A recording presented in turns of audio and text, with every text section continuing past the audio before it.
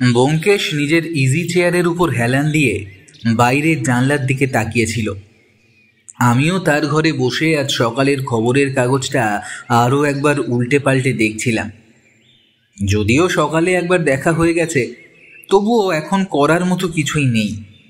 বেশ কিছুক্ষণ এভাবেই বসে রয়েছি। ঘরের মধ্যে একটা নিস্তব্ধতা যেন বিরাজ করছে। ব্যোমকেশ নিজের মতো মন দিয়ে কিছু একটা ভাবছে বলেই আমার মনে হচ্ছিল, আর এটাও মনে হচ্ছিল এখন তাকে কিছু বলা ঠিক নয়। মনে মনে স্থির করলাম সে যতক্ষণ না আমায় কিছু বলবে আমিও কিছু বলবো না। একটু পরেই পুঁটিরাম এসে আমাদের খেতে যাওয়ার কথা বলে গেল। দুপুর হয়ে এসেছে। খেতে যাওয়া তোড়জোড় করছি, এমন সময় ঘরের মধ্যে টেলিফোনটা বেজে উঠল। টেলিফোনের শব্দটা যেন একটু বেশি জোরে মনে হলো, কারণ এতক্ষণ ধরে সব কিছু চুপচাপ ছিল, একমাত্র পুঁটিরামের বলে যাওয়া ছাড়া। ব্যোমকেশ চোখ খুলে প্রথমে টেলিফোনটার দিকে কিছুক্ষণ তাকিয়ে রইল, তারপর উঠে গিয়ে টেলিফোনটা কানে দিয়ে বলল, হ্যালো। ব্যোমকেশ টেলিফোনে বেশ কিছুক্ষণ কথা বলল। আমি একবার টেলিফোনের দিকে তাকিয়েছিলাম, তারপর আবার নিজের মতোই খবরের কাগজে মন দিলাম। টেলিফোনের কথা শেষ করে আবার নিজের জায়গায় বসে ব্যোমকেশ বলল, অজিত, কাল রাতেই তুমি হাতে কোনো কেস না থাকার জন্য হতাশ বোধ করছিলে না? আর আজ সকালেই বোধহয় একটা কেস চলে এলো, জানো তো? আমি খবরের কাগজ বন্ধ করে টেবিলের উপর রেখে বললাম, কার টেলিফোন ছিল ব্যোমকেশ? ভদ্রলোকের নাম গোপাল রায়। ভদ্রলোক আজ সকালেই আমি টেলিফোন করার দুবার চেষ্টা করেছেন, তবে তুমি জানো সকাল থেকে ক্রস কানেকশন চলছিল, তাই তিনি পাননি। আজই তার আমার কাছে আসার ইচ্ছে ছিল, কিন্তু টেলিফোনে না পাওয়ায় বাড়ি থেকে আর বেরোয়নি। এখন কথা হয়ে গেল কাল সকালে তিনি এসে পৌঁছবেন। কি ব্যাপারে তোমার কাছে আসতে চাইছে সেটা কিছু বলেছে? না অজিত, তিনি বলেছেন তিনি এখানে এসেই সমস্তটা বলবে। আচ্ছা, তাহলে তো অপেক্ষা করতে হবে। তবে তোমার কি কিছু মনে হলো? ভদ্রলোক এমন একটা ব্যাপার হয়তো বলতে চাইছেন যে ব্যাপারটা নিয়ে তিনিও সামান্য দ্বিধায় রয়েছেন। আসলে তুমি খেয়াল করে দেখবে অজিত, মাঝে মধ্যে অনেকে অনেক ব্যাপার অনুমান করতে পারে, বুঝতে পারে যে কোথাও একটা না একটা কোনো সমস্যা চলছে, কিন্তু সেটা সম্পর্কে নিজেই পরিষ্কার হতে পারে না, তাই অন্যকে কিভাবে বলবে সেটাও বুঝতে পারে না। ভদ্রলোকের সমস্যাটা বোধহয় তেমনই। আর এটাও বলছিলেন যে তিনি যে সমস্যায় রয়েছেন সেটা আর কাউকে বলতে পারছেন না, আমার কাছে আসতে চাইছেন। তবে আমার মনে হচ্ছে সমস্যাটা অতি সামান্য কিছু হতে পারে। সামান্য কিছু হলে তো তুমি সেই কাজটা হাতে নেবে না। আগে সমস্তটা শুনি, সমস্তটা না শুনলে তার আগে তো কিছুই বলা যাবে না। তবে চুরি, খুন কিংবা বড় কোনো অপরাধ বলে মনে হচ্ছে না। আর কিছু ধারণা করতে পারলে? ভদ্রলোকের ঠান্ডার ধাত রয়েছে যতদূর মনে হয়। তার সামান্য শ্বাসকষ্টের সমস্যা রয়েছে, তিনি ইনহেলার নেন। এছাড়া ছোটোখাটো ব্যাপারে বেশি উত্তেজিত হয়ে পড়েন। আর আরও একটা ব্যাপার যেটা মনে হলো সেটা হলো, না থাক, সে ব্যাপারটা বলা যাবে না। তুমি মনে করবে আমি বাড়িয়ে বলছি। না না, তেমনটা ভাবার কোনো কারণ নেই, তুমি বলো। ভদ্রলোক মনে হয় চশমা ব্যবহার করেন। একটা শব্দ আমি পেয়েছি যেটা যতদূর সম্ভব চশমা চোখ থেকে খুলে টেবিলে রাখার শব্দ। তবে হতেও পারে অন্য কোনো শব্দ আমি শুনেছি। ধারণাটা হলো কারণ ভদ্রলোকের বয়স বেশ বেশি। এবার কিন্তু ব্যোমকেশের কথায় আমি সত্যিই হেসে উঠলাম। তারপর বললাম, মাঝে মাঝে তুমি এমন সব কথা বলো না ব্যোমকেশ, যেগুলো বিশ্বাস করা যায় না। টেলিফোনের ওপার থেকে একজনের কথা শুনে তুমি বলে দিলে তিনি চশমা ব্যবহার করেন। আগেই বলেছি ব্যাপারটা আমার অনুমান, তবে এই শব্দটা অন্য কিছুরও হতে পারে। যেমন লাঠি রাখার শব্দ কিংবা মোটামুটি ভারী কোনো জিনিস টেবিলে রাখার শব্দ, এমনটা হতেই পারে। তবে চশমা টেবিলের উপর রাখলে যেমন শব্দ হয় তেমন শব্দটাই বোধহয় আমি শুনতে পেয়েছি। টেলিফোনের খুব কাছে হওয়ায় শব্দটা শোনা গেছে, তবে সেটা নাও হতে পারে অজিত। আমি নিশ্চিতভাবে কিছুই বলছি না। দাসবাবু সেদিন যে কেসটার কথা বলছিলেন সেটার কি হলো? এই কেসটার সমাধান হয়ে গেছে অজিত। আসলে তুমি দিন কয়েক তোমার নতুন বউ নিয়ে ব্যস্ত ছিলে, তাই তোমায় আর আমি বিরক্ত করিনি। সেই কেসটার সমাধান হয়ে গেছে, তাহলে সেটাই বলি। এখন তোমার কোনো কাজ নেই তো? আমার অবশ্য এখন কোনো কাজ নেই, তবে এখন খেতে না গেলে বউঠান কিন্তু কুরুক্ষেত্র বাঁধাবে। তার চেয়ে বরং চলো খাবারটা সেরে আসি, তারপরে না হয় সেই কেসের ব্যাপারে শুনবো তোমার কাছে। ব্যোমকেশ আমার কথায় হেসে উঠল। তারপর দুজন মিলে খাবার টেবিলে গিয়ে বসলাম। দুপুরের খাওয়া একরকম সেরে নিয়ে যখন ব্যোমকেশের ঘরে এলাম, তখন দুপুর গড়িয়ে বিকেল হয়ে আসতে শুরু করেছে। খোলা জানলা দিয়ে আকাশের সূর্যটাকে দেখা যায় পশ্চিম আকাশে। এই মুহূর্তটা মাঝে মাঝে বেশ ভালো লাগে। কেন ঠিক গুছিয়ে বলতে পারবো না, তবে ভালো লাগে। শহরের বুকে একটা দিন শেষ হয়ে সূর্য অস্ত যেতে শুরু করেছে। হয়তো শহরের বুকে নানা জায়গায় এখন অনেক মানুষ নিজেদের মতন চুপ করে বসে রয়েছে, তাদের মনে একটা গল্প চলছে, অথবা কেউ একটা গল্প কাউকে শোনাচ্ছে। এমনটা যখন মনে হয় তখন কেমন যেন মন উদাস হয়ে যায়। আমি সাহিত্যিক বলেই হয়তো আমার ক্ষেত্রে এমনটা ঘটে, কিংবা এমনও হতে পারে অনেক মানুষের ক্ষেত্রেই এমনটা হয়। ব্যোমকেশ তার চেয়ারে গুছিয়ে বসতেই আমি বিছানার এক পাশে হেলান দিলাম। তারপর বললাম, কেসটা কিসের ছিল বলো তো? যতদূর মনে পড়ছে কোনো একটা খুন হয়েছিল, তাই না? অজিত, খুন হয়েছিল, তবে খুনের আসল কারণটা জানলে তুমি অবাক হয়ে যাবে। খুনটা হয়েছিল আসলে একটা ছাতার জন্য। ছাতার জন্য খুন? হ্যাঁ অজিত, ছাতার জন্য। যে ভদ্রলোক খুন হয়েছিলেন তার নাম অবিনাশ লাহিড়ী। আমাদের হাতে কেসটা যখন আসে তখন ভদ্রলোকের খুন হয়ে গেছে, তবে খুনটা হয়েছিল অদ্ভুতভাবে। আমার যতদূর মনে হয়েছে খুনি ভদ্রলোককে খুন করতে চায়নি। তার মাথায় আঘাত করে তার ছাতাটা হাতিয়ে নিতে চেয়েছিল, কিন্তু মাথায় আঘাতটা খুব জোরদার হয়ে গেছিল। আর ভদ্রলোক বেশ কিছুদিন আগেই অসুস্থতার জন্য হাসপাতালে ভর্তি হয়েছিলেন। তার শরীর এমনিতেই দুর্বল ছিল, তাই মাথায় আঘাত লাগা আর রক্তপাত হওয়ার জন্য তিনি সেই ধাক্কাটা সহ্য করতে পারেননি, তাই হাসপাতালেই তার মৃত্যু হয়। আমরা যখন খবর পাই তখন তিনি হাসপাতালে ভর্তি হয়েছেন। দাসবাবুর কাছ থেকে আমি জানতে পারি এক ভদ্রলোক সন্ধ্যের দিকে মাথায় আঘাত পেয়ে হাসপাতালে ভর্তি হয়েছেন। তখন দাসবাবুর সাথে আমি তাকে দেখতে চাই। হাসপাতালের বিছানায় তিনি শুয়ে রয়েছেন। তার অবস্থা যে খুব একটা ভালো নয় তা বোঝাই যায়, তবুও আমায় আমার কাজটা করতে হলো। তাই তার বিছানার পাশে বসে তাকে প্রশ্ন করলাম, অবিনাশবাবু, অবিনাশবাবু আমার কথা শুনতে পাচ্ছেন? ভদ্রলোক ঘোলাটে চোখে আমার দিকে তাকালেন, তারপর কোনো রকমে মাথা নাড়িয়ে বোঝালেন যে তিনি শুনতে পাচ্ছেন। আমি বললাম, আপনার সাথে আসলে কি হয়েছিল বলুন তো? ভদ্রলোক মারা গিয়েছিলেন তার 1 ঘন্টা পরে, তবে সেই সময় তিনি যে অতি কষ্ট করে আমায় কথাগুলো বলেছিলেন আমি বুঝতে পারছিলাম, অথচ আমার কিছুই করার ছিল না। তার কাছ থেকে ব্যাপারটা না জানতে পারলে যে আমার অপরাধী পর্যন্ত পৌঁছতে পারবো না। তিনি আমায় যা বললেন তার সারমর্ম হলো এই। সেদিন সন্ধ্যাবেলা তিনি বাড়ি থেকে কোনো একটা কাজে বেরিয়েছিলেন। এদিকে মাঝে মাঝে বৃষ্টি হচ্ছে, তাই তিনি হাতে করে ছাতাটা নিয়ে বেরিয়েছিলেন। ভদ্রলোক যখন বড় রাস্তা ছেড়ে একটা গলির ভিতরে ঢুকেছেন তখনই তার মনে হলো তার পেছনে কেউ যেন তাকে অনুসরণ করে চলেছে। ব্যাপারটা বুঝতে পেরে তিনি তাড়াতাড়ি হাঁটতে শুরু করেন, তবে তার কাছে টাকা পয়সা তেমন কিছুই নেই যে চোর অথবা ছিনতাইবাজ তাকে অনুসরণ করবে, কিন্তু তবুও তিনি দ্রুতভাবে হাঁটতে থাকেন। যে রাস্তা দিয়ে হাঁটছিলেন সেই দিকটায় লোকজন খুব কম। তাড়াতাড়ি হেঁটে লোকজনের মধ্যে গিয়ে পড়তে পারলে ভালো হয়, এমনটা ভেবে তিনি দ্রুত হাঁটতে শুরু করেছেন। তখনই তার মনে হলো তার পিছনে হাঁটতে থাকা লোকটা যেন দ্রুত হাঁটতে শুরু করেছে। সেটা দেখে তিনি ভয় পেয়ে দৌড়তে শুরু করেন, কিন্তু পেছনে যে হেঁটে আসছিল সে তার চেয়েও বেশি দ্রুত এগিয়ে আসে। ভদ্রলোক বেশ বয়স্ক, তাই বেশিক্ষণভাবে দৌড়তে পারেন না, কিন্তু পেছনে যে এগিয়ে আসছিল সে ততক্ষণে আরও খানিকটা এগিয়ে এসেছে। তারপরেই মাথায় একটা আঘাত পান তিনি। আঘাত পেয়ে মাটির উপর পড়ে যাওয়ার আগে বুঝতে পারেন পেছন থেকে ছুটে আসা লোকটা তার হাত থেকে ছাতাটা কেড়ে নিয়ে সামনের দিকে দৌড়ে গেল। তারপরে তার চোখের সামনেটা অন্ধকার হয়ে আসে, তিনি আর কিছুই বুঝতে পারে না। যখন তার জ্ঞান ফেরে তখন তিনি হাসপাতালের বিছানায়। আমি তাকে প্রশ্ন করলাম, আপনি নিশ্চিত ওই লোকটা শুধু আপনার হাত থেকে ছাতাটা কেড়ে নিয়েছিল আর অন্য কিছুই করেনি? কিংবা আপনার কাছে কোনো টাকা পয়সা আছে কিনা সেটা খুঁজে দেখারও চেষ্টা করেনি? না, না ব্যোমকেশবাবু, আমার হাত থেকে ছাতাটা কেড়ে নিয়েই সে সে দ্রুতভাবে সামনের দিকে চলে যায়। মাটিতে পড়ে যেতে যেতে আমি বুঝেছিলাম যে সে একবারের জন্য আমার পেছনে ফিরেও তাকায়নি। দ্রুতভাবে এগিয়ে গিয়ে সামনের বড় রাস্তার লোকজনদের মধ্যে মিশে যাওয়ার জন্য সে দৌড়চ্ছিল। একটা কথা বলুন আমায়, আপনার ছাতাটার মধ্যে কি এমন কিছু ছিল যার জন্য কেউ সেটা চুরি করতে পারে? মানে আমি বলতে চাইছি, ছাতার মধ্যে কি আপনি কিছু লুকিয়ে রেখেছিলেন? না ব্যোমকেশবাবু, আমি ছাতার মধ্যে কিছু লুকিয়ে রাখতে যাব কেন? ছাতাটা তো বেশ পুরনো। সম্প্রতি কিছুদিন আগে ছাতাটা আমি এক ছাতা সারাইওয়ালার কাছ থেকে সারিয়ে নিয়েছিলাম। কারণ কারণ বৃষ্টির সময় ছাতা না থাকলে খুবই সমস্যা হয়। আমার বাড়িতে এই ছাতাটা ছাড়া আর একটাই ছাতা ছিল। বাড়ির লোকও ছাতা নিয়ে মাঝে মধ্যে বেরিয়ে পড়ে, তাই আমি এই ছাতাটা সারিয়ে নিয়েছিলাম। এখন ওই ছাতাটা একজন চুরি করতে চায় কেন? আর তার জন্য আমাকে কেন এভাবে মারবে? কেন? হ্যাঁ, এটাই আমি বুঝতে পারছিলাম না।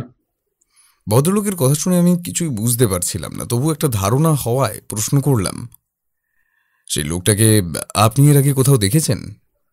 আহ, উম, অন্ধকারে লোকটার মুখটা ভালোভাবে দেখতে পাইনি ব্যোমকেশবাবু।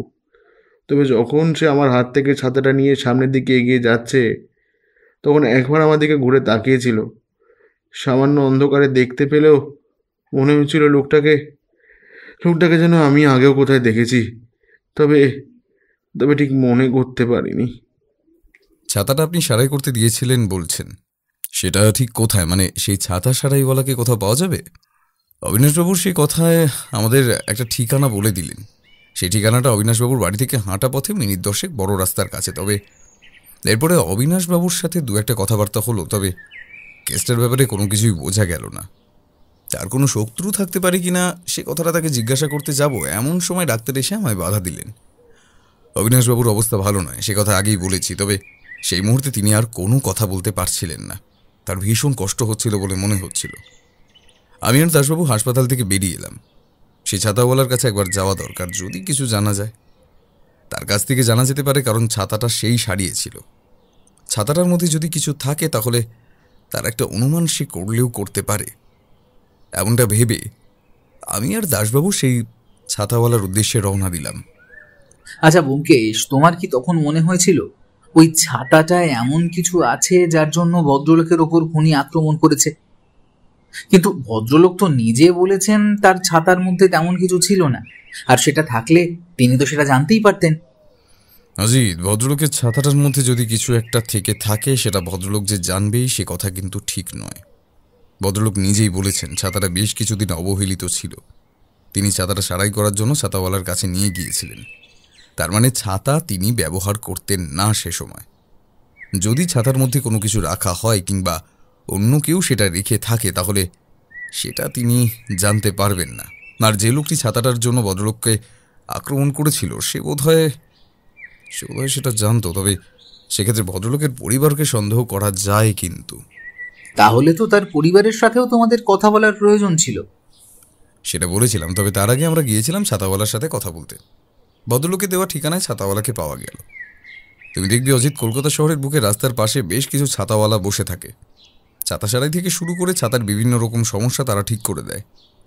আমরা সেখানে গিয়ে যখন পৌঁছলাম তখন লোকটি বোধহয় আমাদের খদ্দের ভাবলো, তাই বলল, বলুন বাবু, ছাতা ছাড়াই করতে এসেছেন তো, নাকি ছাতা নেবেন?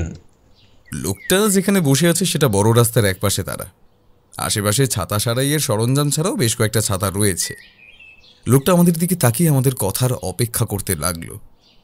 এই দেখে দাসবাবু বললেন, আমরা ছাতা সারাই করব না, ছাতা কিনবও না। তোমার কাছ থেকে কয়েকটা কথা জানতে এসেছি। আমরা পুলিশের লোক। এখানে বলে রাখা ভালো, দাসবাবুর পরনে কিন্তু পুলিশের পোশাক ছিল। তবুও লোকটা আমাদের খদ্দের ভেবেছিল, কেন সেটা বুঝতে পারিনি। পুলিশের লোক শুনে লোকটা একটু থতমত খেয়ে বলল, কিন্তু বাবু, আমি তো কিছু করিনি, আমার কাছে পুলিশের লোক কেন? দাসবাবু কিছু বলার আগেই আমি বললাম, আচ্ছা তুমি এখানে কত বছর ধরে কাজ করো? এই মাস ধরে এখানে বসি বাবু। এর আগেও ওই বড় রাস্তার পাশে একটা গাছের তলায় বসতাম। তবে এখন ওখানে একটা নতুন দোকান হচ্ছে, তাই আর ওখানে বসা যায় না বলে এখানে বসি। অবিনাশবাবুর কাছ থেকে জেনে নিয়েছিলাম তিনি ঠিক কবে ছাতা সারাতে গিয়েছিলেন। তিনি ছাতা সারাতে এসেছিলেন মাত্র 3 দিন আগে। তাই সেদিনের কথাটা বলেই তাকে বললাম, সেদিন তোমার এখানে যারা যারা ছাতা সারাতে এসেছিল তোমার কি তাদের কথা মনে আছে? একটু ভেবে বলতে পারবে? লোকটা যেন ভেবে তারপর বলল, 3 দিন আগে? কিন্তু 3 দিন আগে তো অনেকজনই এসেছিল বাবু, তাদের সবার কথা আমি কি করে মনে রাখবো? একটা সবুজ রঙের ছাতা ছিল, ছাতাটা বেশ পুরনো হয়ে গেছিল। ভদ্রলোক ছাতাটা ব্যবহার করতেন না, তোমার কাছ থেকে সারাই করে নিয়ে ব্যবহার করবেন। ভদ্রলোকের বয়স ওই 50-এর উপরেই হবে। ভদ্রলোকের চোখে চশমা, মাথার চুল বেশ লম্বা, কপালের ডান দিকে একটা ছোট্ট আঁচিল রয়েছে। এবার মনে পড়েছে। লোকটা বেশ কিছুক্ষণ ধরে ভাবার চেষ্টা করলো, কিন্তু মনে হলো কিছুই মনে করতে পারছে না। তাই আমি বাধ্য হয়েই বললাম, সবুজ রঙের কোনো ছাতা সেদিন দেখেছিলে, যেটা দেখে তোমার অদ্ভুত কিছু মনে হয়েছে? আর ছাতার মধ্যে কেউ যদি কোনো ছোট জিনিস লুকিয়ে রাখতে চায়, তাহলে সেটা কোথায় লুকিয়ে রাখতে পারে বলে তোমার মনে হয়? লোকটা এই কথায় বোধহয় খুশি হলো যে সে একটা ছাতা খুলে আমাদের দেখাতে লাগলো। ছাতার তলায় যে ছোট্ট বাট থাকে, সে বাটের মধ্যে কোনো কিছু লুকিয়ে রাখা যায়, তবে সেক্ষেত্রে বাট ছাতায় লাগাতে সমস্যা হবে।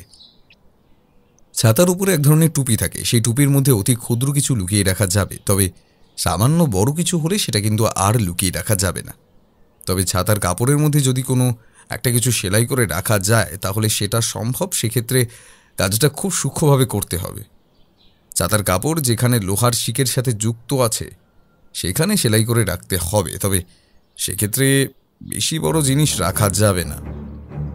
আমার কেমন যেন মনে হলো অবিনাশবাবুর ছাতায় আসলে যা ছিল সেটা খুব একটা বড় কিছু নয়, ছোট কিছু, হয়তো একটা ছোট্ট মটর দানার মতো হিরে কিংবা দামি কোনো জিনিস। লোকটি কিন্তু আমাদের কোনো তথ্যই দিতে পারল না সেদিনের ব্যাপারে। তারপর হঠাৎ করে কিছু একটা মনে পড়তে সে বলে উঠল, একটা কথা মনে পড়েছে বাবু। ওই 3 দিন আগেরই কথা, বুঝলেন। আমি ছাতা সারাই করছিলাম, আমার সামনে এক ভদ্রলোক দাঁড়িয়ে। আপনারা যেমন বলছেন তেমনই হয় সেই ভদ্রলোক, যতদূর মনে পড়ছে। সেই সময় হঠাৎ করে আমাদের পাশে ওই রাস্তা দিয়ে একজন দৌড়ে এদিকে আসছিল। আস্তে আস্তে হঠাৎ করে আমাদের সামনে ধপ করে মাটিতে পড়ে যায়।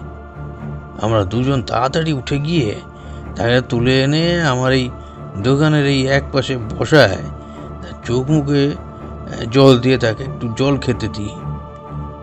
মনে হয় সে অজ্ঞান হয়ে গিয়েছিল। একটু পরেই কিন্তু সে সেখান থেকে চলে যায়। আর সে চলে যাবার পরে 2জন পুলিশ কনস্টেবল এদিকে দৌড়তে দৌড়তে আসে। যে লোকটা আমাদের এখানে পড়েছিল সেই লোকটাকেই তারা খুঁজছিল। ততক্ষণে লোকটা সামনে উল্টো দিকের দোকানে গিয়ে দাঁড়িয়েছে। পুলিশ কনস্টেবলগুলো সেখানে যায়, তার সাথে কিছু কথাবার্তা হয়। আমরা দেখতে পাই ওকে তল্লাশি করে ওই পুলিশগুলো, কিন্তু তারপরে যেন কিছুই না পেয়ে সেখান থেকে চলে যায়। ব্যাপারটা কি হয়েছিল তার কিছুই বুঝতে পারি না আমি।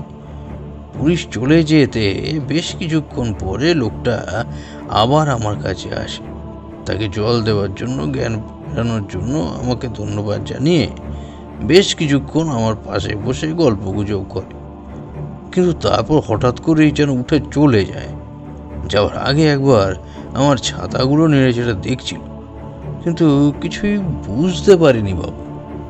তার কথা শুনে আমি তেমন কিছুই বুঝতে পারলাম না, তবুও তাকে বললাম, যে বাবু তোমার কাছে সেদিন ছাতা সারাই করতে এসেছিল সেই বাবু এখন হাসপাতালে ভর্তি রয়েছে। তার সবুজ রঙের ছাতাটার জন্য কেউ তার মাথায় ভারী কিছু দিয়ে আঘাত করেছে, তারপর নাকি ছাতাটা নিয়ে গেছে। তার অবস্থা ভালো নয়। যখন তখন যা কিছু একটা হয়ে যেতে পারে। এবার বুঝলে কেন তোমায় এত জেরা করলাম আমরা? আমার কথা শুনে ছাতাওয়ালার মুখে একটা চিন্তার ভাঁজ ফুটে উঠল। সে বলল, কিন্তু সামান্য ছাতার জন্য বাবু কেউ কাউকে খুন করেছে এরকম তো আগে শুনিনি। তোমার কথার মধ্যেই তোমার প্রশ্নের উত্তর আছে, বুঝলে। ওই ছাতাটা সামান্য নয়, তাই তোমায় বারবার বলছি একটু ভেবে দেখো। ছাতাটা তুমি সারাই করেছিলে, তার মধ্যে এমন কি কিছু দেখতে পেয়েছিলে? আচ্ছা, তুমি আমায় একটা কথা মনে করে বলো তো, সে যে ভদ্রলোক তোমার সামনে দাঁড়িয়েছিলেন যখন ঘটনাটা ঘটে, সে ভদ্রলোকের ছাতাটা তো তুমিই সারাই করেছিলে, তার মধ্যে কিছু দেখতে পেয়েছিলে? এখন মনে পড়েছে বাবু, ওই ভদ্রলোকের ছাতাটা সবুজ রঙেরই ছিল, কিন্তু তার মধ্যে আমি কিছুই দেখতে পাইনি। আমি একটা কিছু ধারণা করতে শুরু করেছিলাম, কিন্তু লোকটার কথা শুনে আমার সেই ধারণা মুহূর্তে নস্যাৎ হয়ে গেল। আমি বুঝতে পারলাম এখান থেকেই তেমন কিছুই পাওয়া যাবে না, তাই দাসবাবুর সাথে সেদিনের মতো বাড়ি ফিরে এলাম। সেদিন রাতেই জানতে পারলাম ভদ্রলোক মারা গেছেন, তাই ঠিক করলাম পরদিন সকালে আমি আর দাসবাবু মিলে সেই ভদ্রলোকের বাড়িতে যাব। একবার কথা বলতে হবে, না হলে কেসটায় কোনোভাবেই এখনো পৌঁছানো যাবে না। ব্যোমকেশ থামতে আমি বলে উঠলাম, ব্যোমকেশ, তুমি প্রথমেই বললে যে ওই ছাতাটা নিয়েই একটা সমস্যা ছিল, আর সেই সবুজ ছাতাটা বারবার ঘুরে ফিরে আসছে। তাহলে কি ওই ছাতাটা এই কেসে গুরুত্বপূর্ণ ভূমিকা নিয়েছে? আগেই বলেছি অজিত, খুনটা হয়েছে ওই ছাতাটার জন্য, যদিও ইচ্ছাকৃতভাবে নয়। চুরি করার উদ্দেশ্যেই তার মাথায় আঘাত করা হয়েছিল, তবে ছাতাটা যে ঠিক কী কারণে চুরি করা হয়েছিল সেটা তখন আমরা ধারণা করতে পারিনি। আমি অনুমান করছিলাম ছাতার মধ্যে নিশ্চয়ই কিছু একটা লুকোনো রয়েছে, তবে সেটা যে আসলে ঠিক কী সেটা জানতে পেরেছিলাম আরও অনেক পরে। পরদিন সকালে দাসবাবুকে নিয়ে গিয়ে পৌঁছলাম অবিনাশবাবুর বাড়িতে। ভদ্রলোকের স্ত্রী আর একজন ছেলে রয়েছে। আমরা ভদ্রলোকের স্ত্রীর সাথে কথা বললাম। আমি প্রশ্ন করলাম, আপনার স্বামীর মৃত্যু হয়েছে এই মুহূর্তে, মানে আপনাকে এভাবে জেরা করাটা ঠিক নয়, কিন্তু আমরা চাইছি যদি কিছু লুকিয়ে থাকে তাহলে সেটা তাড়াতাড়ি খুঁজে বার করতে, নাহলে বড্ড দেরি হয়ে যাবে। না ব্যোমকেশবাবু, আমিও চাই আমার স্বামীকে যারা এইভাবে খুন করলো তারা ধরা পড়ুক। আপনি কি জানতে চান বলুন? আপনার স্বামীর কোনো শত্রু আছে বলে আপনার মনে হয়? মানে কেউ এমনটা করতে পারে? সব শত্রুর কথা তো জানা যায় না ব্যোমকেশবাবু, তবে যতদূর আমার স্বামী আমায় বলেছেন তাতে তার কাছ থেকে ওই ছাতাটা নেওয়ার জন্য নাকি তাকে খুনি আক্রমণ করেছিল। কিন্তু ওই ছাতায় এমন এমন কী থাকতে পারে ব্যোমকেশবাবু? ছাতাটা তো আমাদের বাড়িতে বহু দিন পড়েছিল। মাত্র দিন কয়েক আগে তিনি ওই ছাতাটা সারিয়ে নিয়ে এসেছিলেন। পুলিশ সন্দেহ করছে ছাতাটার ভেতরে কিছু একটা ছিল, এ ব্যাপারে আপনার কি মত? যদি কিছু থেকেও থাকে তাহলে সেই ব্যাপারে আমি জানি না ব্যোমকেশবাবু। ছাতার ভেতরে কি থাকবে আমি তো সেটাই বুঝতে পারছি না। আপনার স্বামীর মধ্যে ইদানিং কোনো পরিবর্তন লক্ষ্য করেছিলেন? আর তাছাড়া আপনাদের বাড়িতে অতি মূল্যবান কিছু ছিল যেটা লুকিয়ে রাখার প্রয়োজন হতো? না ব্যোমকেশবাবু, আমরা মধ্যবিত্ত মানুষ, আমাদের কাছে তেমন দামি কিছুই নেই যেটা লুকিয়ে রাখতে হবে। আর যদি রাখতেই হয় তাহলে বাড়িতে কোথাও রাখবো, না হলে ব্যাংকে রাখবো। ছাতার মধ্যে রাখতে যাব কেন? আমার প্রশ্নগুলো আপনার কাছে অযৌক্তিক বলে মনে হচ্ছে, কিন্তু ছাতাটার ব্যাপারে আমাদের জানা দরকার, না হলে এই কেসে আমরা কিচ্ছু করতে পারবো না। ছাতাটা অতি সাধারণ, কয়েক বছর আগে আমি ওটা কিনে নিয়ে এসেছিলাম, তবে তবে সেটা এমন কিছু করতে পারে তা আমি সত্যিই ভাবিনি। তার মানে আপনারা তেমন কিছুই জানেন না। তবে সম্প্রতি ছাতাটা সারাতে যাওয়ার সময় ছাতাওয়ালার কাছে কিন্তু একটা অদ্ভুত ব্যাপার ঘটেছিল। তার কথা কি আপনার স্বামী আপনাকে বলেছেন? হ্যাঁ ব্যোমকেশবাবু, উনি বলেছিলেন ছাতাটা যেই দিন সারাতে গিয়েছিলেন সেই দিন একটা লোক নাকি হঠাৎ করে রাস্তার পাশে অজ্ঞান হয়ে যায়। তখন ছাতাওয়ালা এবং উনি মিলেই নাকি তার সেবা শুশ্রূষা করে সুস্থ করেন তাকে। তবে একটু পরেই নাকি লোকটার সঙ্গে পুলিশের দুজন কনস্টেবল কথাবার্তা বলছিলেন। উনি সন্দেহ করেছিলেন লোকটা বোধহয় কোনো অপরাধী হলেও হতে পারে। তবে একটু পরেই নাকি পুলিশের লোক দুটো তাকে ছেড়ে দিয়েছিলেন। তখন তিনি আবার সেইখানে ফিরে এসেছিলেন। উনি ছাতা নিয়ে চলে আসার আগ পর্যন্ত লোকটা নাকি ওখানেই ছিল। ঠিক আছে, যদি আপনার তেমন কিছু মনে পড়ে তাহলে অবশ্যই আমায় কিংবা পুলিশকে জানাবেন। তবে আপনি নিশ্চিন্তে থাকুন, আমরা চেষ্টা করছি অপরাধীকে ধরতে। অবিনাশবাবুর ছেলের বয়স খুব একটা বেশি নয়, বড়জোর 15-16 হবে, তাই তাকে জিজ্ঞাসাবাদ করার মতো তেমন কিছুই ছিল না। সে অবাক হয়ে আমাদের দেখছিল। বোধহয় বাবা মারা যাওয়ার শোক সে তখনও সামলে উঠতে পারেনি। আমরা সেখানে চলে এলাম, তবে বুঝতে পারছিলাম না এই কেসটা কিভাবে তদন্ত করব। তারপরে কিন্তু হঠাৎ করে একটা নতুন খবর পাওয়া গেল, শহরে একটা সোনার দোকানে চুরি হয়েছে। তবে সবথেকে বড় আশ্চর্যের ব্যাপার হলো সেই সোনার দোকানের বাইরে দরজা ভেঙে ভিতরে ঢুকলেও সে দোকানের দেরাজের চাবি যে চোর কোথায় পেয়েছিল সেটাই বোঝা যাচ্ছিল না। চোরের কাছে দেরাজের চাবি ছিল, সে বাইরের দরজা ভেঙেছিল, অথচ ভেতরে দেরাজের দরজা ভাঙেনি, চাবি নিয়ে খুলেছিল। এমন একটা খবর পেয়ে আমি আর দাসবাবু সেখানে গিয়ে পৌঁছলাম। আমার কেমন যেন মনে হচ্ছিল এই কেসটার সাথে এই চুরির কেসের কোনো একটা সম্পর্ক থাকলেও থাকতে পারে। দোকানদার ভদ্রলোকটি বেশ ভেঙে পড়েছিলেন, তার অনেক টাকা এবং সোনাদানা চুরি হয়ে গিয়েছিল। প্রথমেই তিনি আমাদের সাথে কথা বলতে রাজি হননি, পরে বোধহয় আমার কথা শুনেই দেখা করতে চেয়েছিলেন। অজিত, তুমি জানো আমি সত্য অন্বেষণে সামান্য নাম করতে পেরেছি, তাই আমার উপর মানুষ সামান্য ভরসা করে। তিনি আমার সাথে দেখা করতে চাইলেন, সেই মতো তার বাড়িতে গিয়ে পৌঁছলাম, কারণ দোকান তখন বন্ধ ছিল। ভদ্রলোক আমাদের বসতে দিলেন, তারপর আমাদের জন্য চায়ের ফরমাইশ করলেন। তারপর বললেন, ব্যোমকেশবাবু, কি হয়ে গেল আমি তো কিছুই বুঝতে পারছি না। আমি জানতে পেরেছি আপনার দোকানের বাইরের দরজা ভাঙা ছিল, কিন্তু দেরাজের দরজা ভাঙা হয়নি। দেরাজ চাবি দিয়ে খোলা হয়েছে। তাহলে আপনার দোকান থেকে চাবিটা বাইরে গেল কি করে? আচ্ছা, আপনি কি কাউকে সন্দেহ করেন? কাকে সন্দেহ করি বলুন তো? তবে চাবিটা যে চুরি গেছিল তার একটা ধারণা আমি করতে পেরেছিলাম। কয়েকদিন আগেকার কথা, দোকানে বসে রয়েছি, কর্মচারীরা কাজ করছে, আমার চাবিটা ড্রয়ারে থাকে। একজন লোক হঠাৎ করে দোকান থেকে দৌড়তে শুরু করে। দোকানে আশেপাশেই পুলিশ কনস্টেবল ছিল। আমার মনে হলো সে যেন কিছু চুরি করে দৌড়তে শুরু করেছে। তখন পুলিশ কনস্টেবলদের সেগুলো বলতেই তারা লোকটার পিছু পিছু যায়। কিন্তু অনেকক্ষণ পরে তারা ফিরে এসে জানায় লোকটার কাছ থেকে নাকি কিছুই পাওয়া যায়নি। আমার দেরাজের চাবি দুটো ড্রয়ারে থাকতো, একটা চাবি যে নেই সেটা তখনও আমি খেয়াল করিনি। সেদিনের মতো দোকান বন্ধ করে দিই। আজ সকালে যখন চুরিটা হয় তখন ড্রয়ার খুলে দেখি সেখানে একটা চাবি নেই। সেটার ব্যাপারে কর্মচারীদের জিজ্ঞাসা করি, কিন্তু তারা বলে তারা কিছুই জানে না। কাউকে সন্দেহ করতে পারি না পঙ্কজবাবু, সবাই তো অনেক দিনের লোক, তারা এমন কিছু করবে না।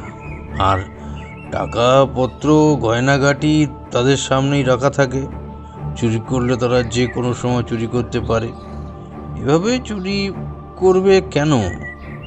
তার কথা শুনে হঠাৎ করে অবিনাশবাবুর কথা মনে পড়ে যায়। সেদিনও একজন দৌড়তে দৌড়তে সেখানে গিয়ে পৌঁছেছিল, যার পিছু পিছু পুলিশ কনস্টেবলগুলোও এসেছিল, কিন্তু তার কাছ থেকে কিছুই পাওয়া যায়নি। তাহলে এই মহাজনের দোকানে দেরাজের চাবি যদি চুরি যায়, তাহলে সেটা ওই ভদ্রলোকের কাছে পাওয়ার কথা হলেও সেটা তো পাওয়া যায়নি। আপনি নিশ্চিতভাবে বলতে পারেন চাবিটা কবে চুরি গেছিল? সেটাই তো বুঝতে পারছি না। ড্রয়ারের মধ্যে সব চাবিগুলো একটা মাত্র রিংয়ে জোড়ানো থাকে। দেরাজের আরও একটা চাবি আলাদা থাকে। যদি কখনো এই চাবিটা হারিয়ে যায় তাহলে ওই চাবিটা কাজে লাগবে। কিন্তু চাবিটা যে নেই সেটা আজ সকালেই দেখতে পাই। এখন আমি কি করব মুকেশবাবু? হ্যাঁ, আমার অনেকগুলো টাকার যে লোকসান হয়ে গেল। আপনার দোকানের কর্মচারীদের সাথে আমি একটু কথা বলতে চাই। আশা করি আজ সেটা সম্ভব নয়। কাল আপনি দোকান খুলুন, তারপরে আমি আপনাদের কর্মচারীদের সাথে একটু কথা বলি। আশা করি সেখান থেকে কিছু জানতে পারলেও জানা যাবে। ব্যোমকেশ থামতেই আমি বললাম, তুমি কি অনুমান করছিলে বলো তো? তার চাবিটা কোথায় গেল? আর এই চুরির পিছনে কি তুমি কর্মচারীদের হাত আছে বলে মনে করছো? সেটা হতেই পারত অজিত। তদন্তের ক্ষেত্রে সবাইকে সন্দেহ করতে হয়। কোন বাড়িতে চুরি হলে কিংবা খুন হলে সে বাড়ির প্রত্যেকে যে সন্দেহের তালিকায় থাকে, সেটা হলো তদন্তের প্রথম নিয়ম। কাউকে সন্দেহের বাইরে রাখা যাবে না। তাই আমি মনে করেছিলাম কর্মচারীরা এর মধ্যে থাকলেও থাকতে পারে। পরদিন সকালে দাসবাবুর সাথে আমি সেই দোকানে গিয়ে পৌঁছে এবং সব কর্মচারীদের সাথে আলাদা আলাদা করে কথা বলি। দোকানের একপাশে এক একজনের সাথে আমি কথাবার্তা বলি, তবে সবাই একই রকম কথা বললই। একজন কিন্তু আমায় একটা নতুন তথ্য দিতে পেরেছিল। সে কথাটাই শোনো। যে কর্মচারী সেদিন ওই লোকটাকে পালাতে প্রথম দেখেছিল, সে বলল, ব্যোমকেশবাবু, লোকটা দোকানের মধ্যে ঢুকে এদিক ওদিক ঘোরাফেরা করছিল, বারবার বাবুর ড্রয়ারের কাছে যাচ্ছিল। আমি তাকে নজরে নজরে রেখেছিলাম, কিন্তু হঠাৎ করেই মনে হলো সে ড্রয়ারের দিকে একবার হাত বাড়িয়ে তারপর ছুট্টে বাইরে বেরিয়ে গেল। কিন্তু সে সেখান থেকে কিছু নিয়েছে বলে তো আমার মনে হলো না, কারণ আমি যখন তাকিয়েছি তখন সেটা বন্ধ ছিল। তারপরেই লোকটার পিছু পিছু কনস্টেবল দুজন যায়, কিন্তু তারাও নাকি কিছুই পায়নি। এবার আপনি বলুন, এভাবে কি কাউকে সন্দেহ করা যায়? কিন্তু লোকটা পালালো কেন, আর তাকে কি তুমি চেনো? লোকটার মুখ চেনা, বোধহয় আশেপাশে কোথাও থাকে, আমাদের দোকানে মাঝে মাঝে আসতো। তবে কনস্টেবল দুজন সে ব্যাপারে কিছু জানলেও জানতে পারে। কর্মচারীর কথায় মনে হলো আমাদের এই কাজটা আরও আগেই করা দরকার ছিল, তাই সেখান থেকে বেরিয়ে এলাম। আশাটাকে দোকানের মালিককে আশ্বস্ত করে এলাম, আমরা চেষ্টা করছি ব্যাপারে যতটা সম্ভব জানা যায়। আসলে ওই কর্মচারী সঠিকভাবে বলতে পারছিল না ওই লোকটি ড্রয়ার থেকে কিছু নিয়েছে না নেয়নি, আর তার কাছ থেকে কিছু পাওয়া যায়নি। ব্যাপারটা নিয়ে আমি নতুন করে ভাবতে শুরু করেছিলাম, তাহলে কি ড্রয়ার থেকেই সেই চাবিটা চুরি হয়েছিল? এরপর 2 দিন কিন্তু একরকমভাবে কেটে গেল, নতুন কিছুই জানতে পারলাম না। সে কনস্টেবল দুজনের খোঁজ করতে লাগলাম, তবে কলকাতা শহরের বুকে 2জন কনস্টেবলকে খুঁজে বার করা সহজ কাজ নয়। তবে দাসবাবুর জন্য সেই কাজটা সহজ হয়ে গেল। দাসবাবু সেদিন টেলিফোন করে জানালেন যে সেই দুজন কনস্টেবলের খোঁজ পাওয়া গেছে, আর তারা জানিয়েছে যে লোকটাকে তারা চেনে।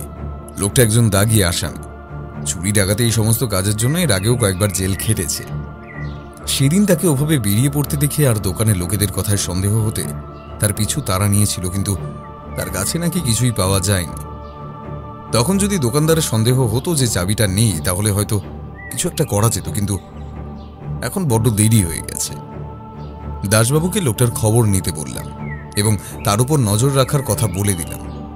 একটা সম্ভাবনা আমার মাথার মধ্যে উঁকি মারছিল, তবে শেষে গিয়ে দেখা গেল আমার সেই সম্ভাবনাটাই ঠিক।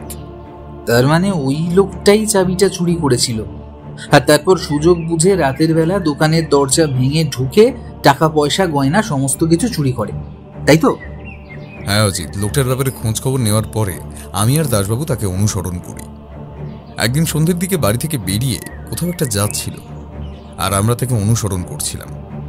বেশ কিছুক্ষণ পরে সে হয়তো বুঝতে পারে তার পেছনে কেউ রয়েছে, তাই সে থমকে দাঁড়িয়ে পেছনে তাকায়, তারপর হঠাৎ করে দ্রুত গতিতে হাঁটতে শুরু করে। আমরা তখন অন্ধকার থেকে বেরিয়ে এসে তার পিছু পিছু এগিয়ে যাই। বেশ কিছুটা যাওয়ার পরে দাসবাবু রিভলভার বার করে বলে, ওখানেই দাঁড়াও, নড়াচড়া করলে কিন্তু গুলি চালাবো, দাঁড়াও বলছি। লোকটা রিভলভারের কথা শুনেই বোধহয় থমকে দাঁড়িয়েছিল। আমরা তার কাছে এগিয়ে যেতেই সে বলল, কি হয়েছে স্যার? আমি কি করেছি?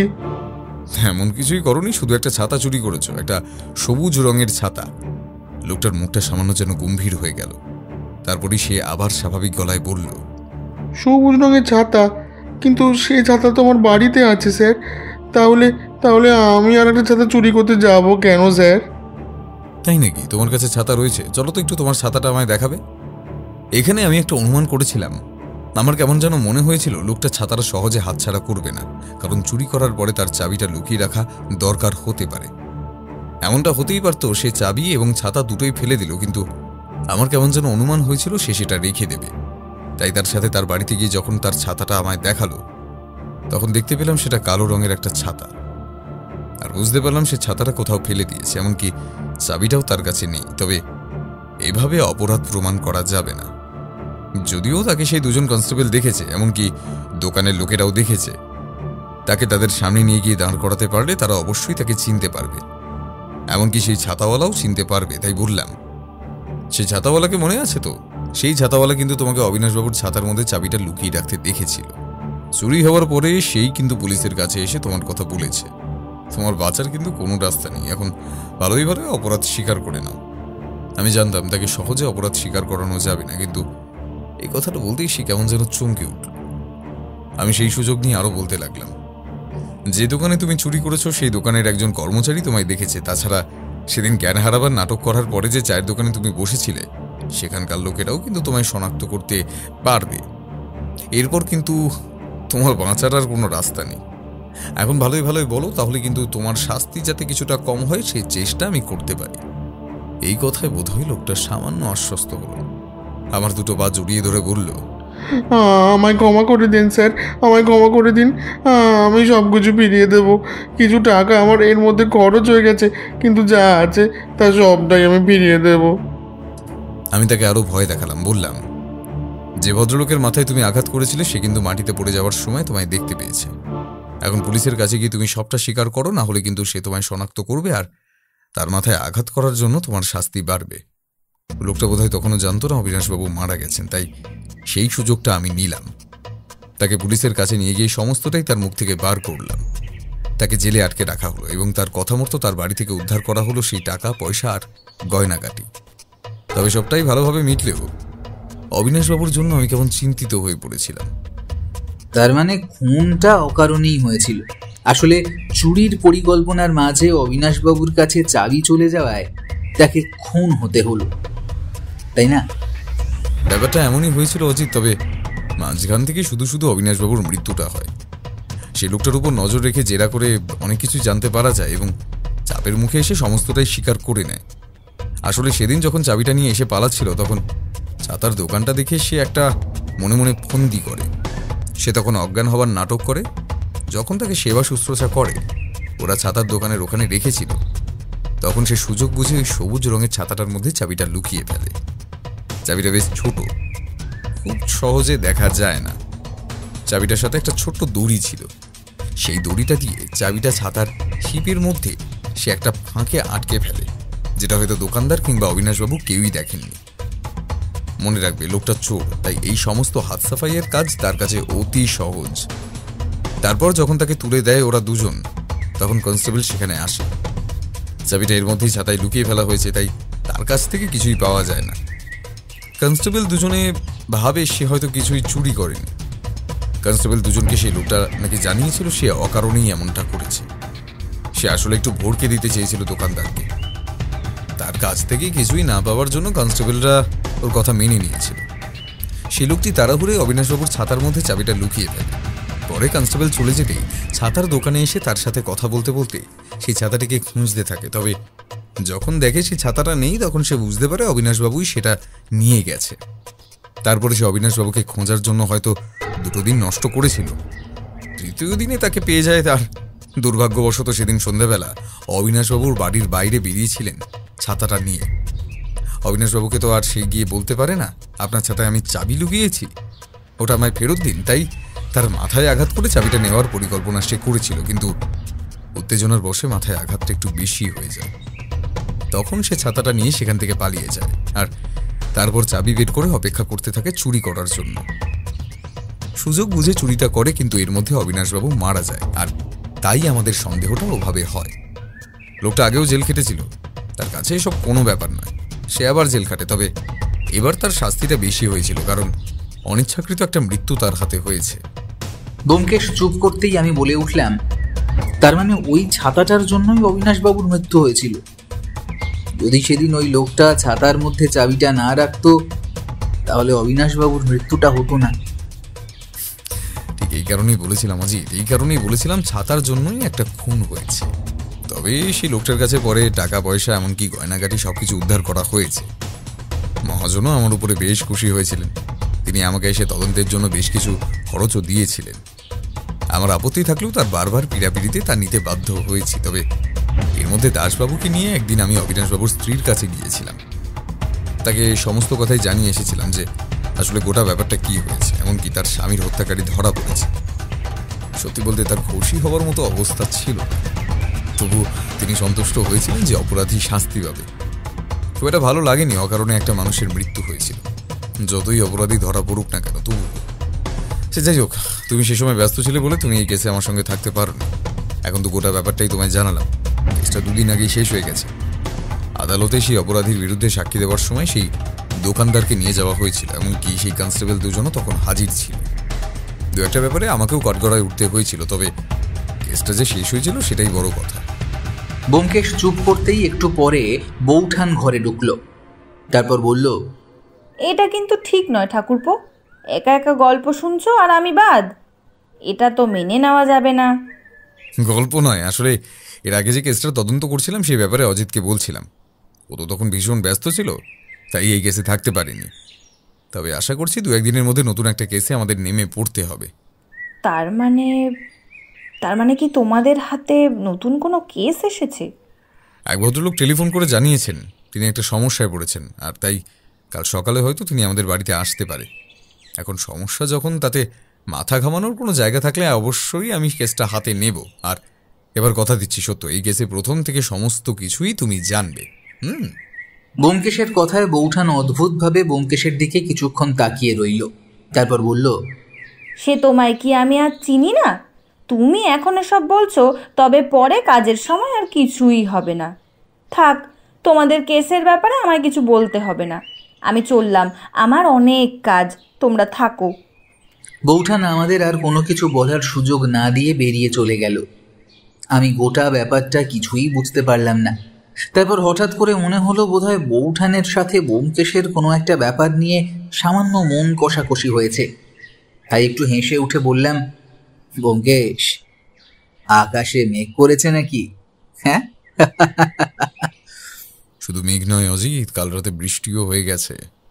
ব্যোমকেশ কথাগুলো কিন্তু হেসে বলল না, তার মুখটা কেমন গম্ভীর হয়ে গেল। তাই দেখে আমি বললাম, কি হয়েছে বলো তো? দাদা চিঠি লিখেছেন, যেতে হবে, তাই নিয়ে একটু। তবে তুমি বলো অজিত, এখন কি যাওয়া সম্ভব? সেটা ওনাকে কে বোঝাবে? আমি বুঝতে পারছিলাম এই ব্যাপারে আমার কিছুই করার নেই।